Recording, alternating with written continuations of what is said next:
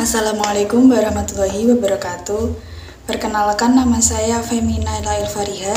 Saya dari kelas BKI 2C.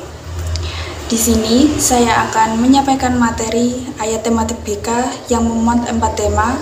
Tema yang pertama yaitu tentang memahami cobaan hidup, yang kedua tentang asas kasih sayang, yang ketiga tentang konseling sosial dan kemasyarakatan, dan yang keempat yaitu sabar dan tawakal. Tema yang pertama yaitu tentang bantuan memahami cobaan hidup. Manusia adalah makhluk sosial yang dimana tidak akan pernah lepas dari masalah dan cobaan. Untuk menghadapi masalah dan cobaan tersebut, manusia mestinya disertai kesabaran, keikhlasan, dan ketabahan dalam dirinya. Dalam hal ini juga berhubungan dengan bimbingan konseling Islam. Bimbingan konseling Islam adalah suatu interaksi dalam rangka memberikan bantuan kepada seseorang atau kelompok baik secara langsung maupun tidak langsung untuk mencapai penyelesaian. Bimbingan konseling dapat menjadi jembatan oleh seseorang untuk menyelesaikan permasalahan atau cobaan. Seperti dalam firman Allah surat Al-Baqarah ayat 156 yang berbunyi, A'udzubillahi minasyaitonirrajim. Bismillahirrahmanirrahim. Alladzina idza asabathum musibatun qalu inna lillahi wa inna ilaihi raji'un. Yang artinya, orang-orang yang apabila mendapatkan musibah, mereka mengucapkan inna lillahi wa inna ilaihi raji'un, yang berarti sesungguhnya kami adalah milik Allah dan hanya kepada Allah lah kami akan kembali.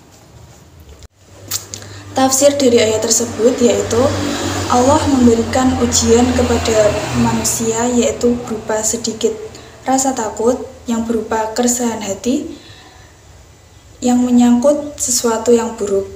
Setelah Allah menguji hambanya, Allah memberikan kabar gembira bagi mereka yang sanggup melewati ujian tersebut. Dan sampaikanlah kabar gembira kepada orang-orang yang bersabar, yakni kepada mereka yang ketika mendapatkan musibah mengucapkan inna lillahi wa inna ilaihi raji'un, yang artinya kami hanya milik Allah dan hanya kepada Allah lah kami kembali. Selanjutnya, menurut tafsir Kemenak, Allah memerintahkan kepada Nabi Muhammad agar memberitahukan ciri-ciri orang yang mendapatkan kabar gembira, yaitu orang-orang yang bersabar ketika mendapatkan ujian dari Allah Subhanahu wa Ta'ala, yang senantiasa mengucapkan inna lillahi wa inna ilaihi raji'un, yang berarti sesungguhnya kami adalah milik Allah dan hanya kepada Allah lah kami kembali. Hubungan antara surat Al-Baqarah ayat 156 dengan teori BK yaitu berkaitan dengan memberikan penyadaran terhadap fitrah yang telah Allah berikan kepada setiap individu agar fitrah tersebut bisa berkembang dan berfungsi dengan baik, serta dapat membantu individu dalam mengaktualisasikan diri terhadap keimanannya dalam menghadapi cobaan sehari-hari yang dapat dilihat melalui kesabaran dan ridho terhadap cobaan yang Allah berikan. Cara untuk memahami cobaan hidup yang diberikan oleh Allah kepada manusia, yang pertama yaitu selalu berprasangka baik kepada Allah. Percaya bahwa cobaan yang diberikan kepada manusia itu adalah yang terbaik untuk kita. Dan cobaan pasti akan ada hikmahnya selagi kita mau bersabar. Yang kedua yaitu bersyukur. Bersyukur dalam artian kita masih diberi cobaan oleh Allah, yang dimana Allah masih ingin terus kita untuk memperbaiki diri. Yang ketiga yaitu perbanyak zikir. Dan yang keempat bertaubat. Jadikanlah cobaan dari Allah yaitu sebagai rambu-rambu bahwasannya kita telah jauh dari Allah, dan jadikan cobaan itu untuk kita terus memperbaiki diri dan terus mendekatkan diri kepada Allah Subhanahu wa Ta'ala. Tema selanjutnya yaitu tentang asas kasih sayang.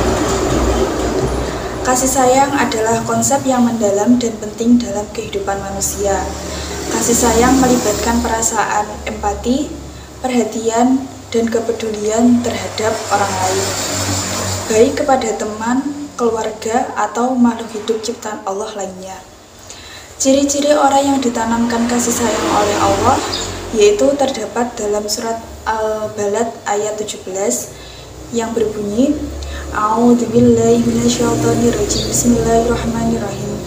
Summa kana minal ladzina amanu wa tawassaw bis-sabri wa tawassaw bil marhamah.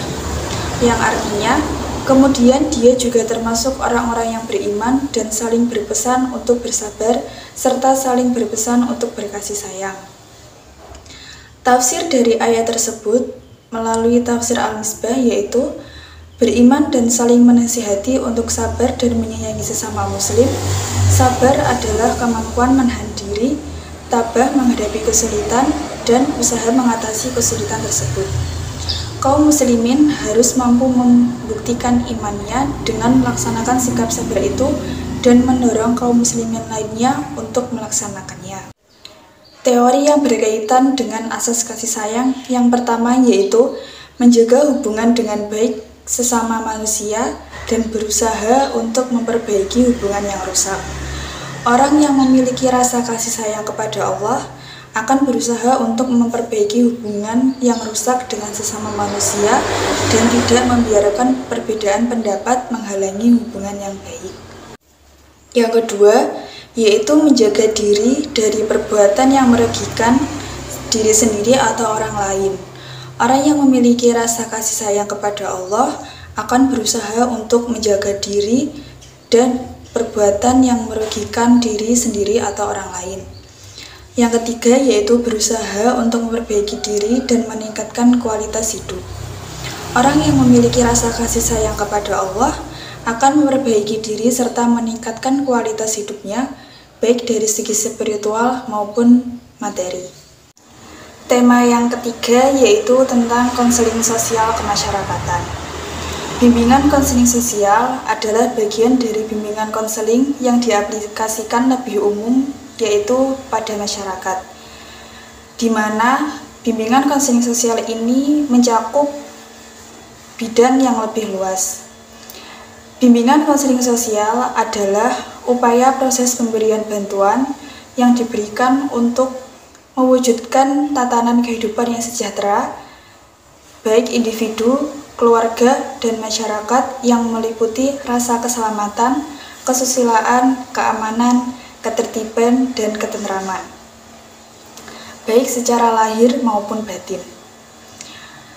Hal ini akan terwujud melalui berbagai kerjasama dan tanggung jawab bersama antara pemerintah dan masyarakat. Bimbingan konseling sosial sangat penting dalam masyarakat karena membantu individu mengembangkan pemahaman dan kemampuan dalam berinteraksi dengan lingkungan sosial berdasarkan nilai moral, tanggung jawab, sosial, dan kewarganegaraan. Sesuai dengan firman Allah yaitu surat Al-Hujurat ayat 10 yang berbunyi A'udzubillahi minasyaitonirrajim. Bismillahirrahmanirrahim.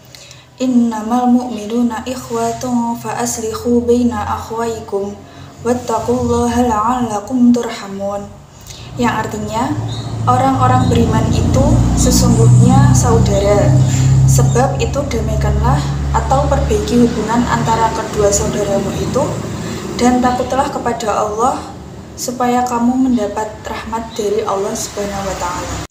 Tafsir dari surat Al-Hujurat ayat 10 menurut Profesor Khuraisihab yaitu sesungguhnya orang-orang yang beriman kepada Allah dan Rasul-Nya adalah bersaudara, sebab iman yang ada telah menyatukan hati mereka. Maka damaikanlah antara kedua saudara kalian demi menjaga hubungan persaudaraan seiman. Jagalah diri kalian dari azab Allah dengan menjalankan perintahnya dan menjauhi segala larangannya. Dengan harapan, Dia akan memberikan kalian rahmat, berkah, dan ketakwaan kepada kalian. Teori yang berkaitan dalam BK yaitu yang pertama, teori bimbingan konseling. Dalam Islam, mendukung pengembangan hubungan yang aman, nyaman, dan berkesan. Yang kedua, teori bimbingan Islam adalah suatu usaha membantu individu dalam menanggulangi penyimpangan perkembangan fitrah beragama yang dimilikinya. Yang ketiga, hakikat bimbingan dan konseling yang bertujuan agar individu mencapai kebahagiaan dunia dan akhirat. Yang keempat, bimbingan konseling Islam merupakan aktivitas pemberian nasihat, bimbingan, dan pelajaran kepada individu yang membutuhkan. Dan yang terakhir, yang kelima, yaitu teori membangun hubungan dalam konseling mengacu pada pengaturan batasan masalah oleh konselor dan menciptakan ruang yang aman dan nyaman untuk klien tersebut. Tema yang terakhir atau tema yang keempat yaitu mengenai sabar dan tawakal. Di sini saya akan menyampaikan terlebih dahulu yang sabar. Sabar adalah bertahan diri untuk menjalankan berbagai ketaatan, menjauhi larangan dan menghadapi berbagai ujian dengan rela dan sabar. Al-Quran menjelaskan perintah sabar, yaitu pada surat Al-Baqarah ayat 153 yang berbunyi, A'udzubillahi minasyaitonirrajim, Bismillahirrahmanirrahim. Ya ayyuhalladzina amanu sta'inu bis-sabri was-shalah, innallaha ma'as-sabirin. Yang artinya, hai orang-orang yang beriman, jadikanlah sabar dan sholat sebagai pertolongan. Sesungguhnya Allah bersama orang-orang yang bersabar. Tafsir dari ayat tersebut menurut tafsir Al-Misbah adalah menyatakan sesungguhnya Allah bersama orang-orang yang bersabar, mengisyaratkan bahwa jika seseorang ingin teratasi penyebab kesedihan dan kesulitannya, maka ia harus menyertakan Allah dalam setiap langkahnya. Hubungan antara sabar dengan teori bimbingan konseling yaitu sangat berkaitan karena prosesnya memerlukan waktu dan ketekunan untuk mencapai sesuatu hal yang diinginkan. Kesabaran adalah kunci dalam memberikan dukungan kepada klien selama proses konseling dan proses penyembuhan untuk klien. Sabar dalam proses konseling berupa kemampuan untuk mendengarkan dengan penuh perhatian, memahami perspektif klien, dan memberikan dukungan kepada klien tersebut. Sebagai konselor, harus memiliki rasa sabar menghadapi klien yang dengan sifat yang berbeda-beda. Di tema yang keempat ini, selain membahas sabar, kita juga akan membahas mengenai tawakal. Tawakal adalah sikap mental dan spiritual yang mengekspresikan keyakinan sepenuhnya bahwa Allah adalah pemilik dan pengatur segala sesuatu di semesta ini. Perintah untuk bertawakal yaitu terdapat dalam surat Ali Imran ayat 122 yang berbunyi, A'udzubillahi minasyaitonirrajim, Bismillahirrahmanirrahim. Idza hammat ta'ifatani minkum an tafsala wallahu waliyyuhuma wa 'alallahi falyatawakkalul mu'minun.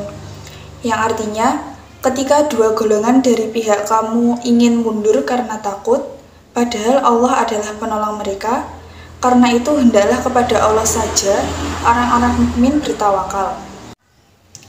Tafsir dari ayat tersebut menurut tafsir Al-Misbah yaitu, diceritakan para pendengar Ibnu Abdullah mengatakan sehubungan dengan firman-Nya, ketika dua golongan dari kalian ingin mundur karena takut, Jabir Ibnu Abdullah mengatakan, kamilah yang dimaksud dengan dua golongan tersebut, yakni Bani Haritsah dan Bani Salamah. Padahal Allah adalah penolong bagi kedua golongan tersebut. Teori BK yang berkaitan dengan tawakal yaitu, konselor yang sensitif akan dimensi spiritual klien dapat membantu mereka mengeksplorasi dan memahami konsep tawakal, serta bagaimana hal itu dapat diterapkan dalam pengalaman dan tantangan hidup mereka. Dengan demikian, konselor dapat membantu klien memperkuat iman mereka dan menghadapi masalah dengan baik. Sekian penyampaian materi dari makalah yang telah dibahas dalam mata kuliah ayat tematik BK. Saya, Femi Naila Elfariha, pamit undur diri. Mohon maaf jika ada kesalahan kata maupun kekhilafan. Saya meminta maaf yang sebesar-besarnya. Wassalamualaikum warahmatullahi wabarakatuh.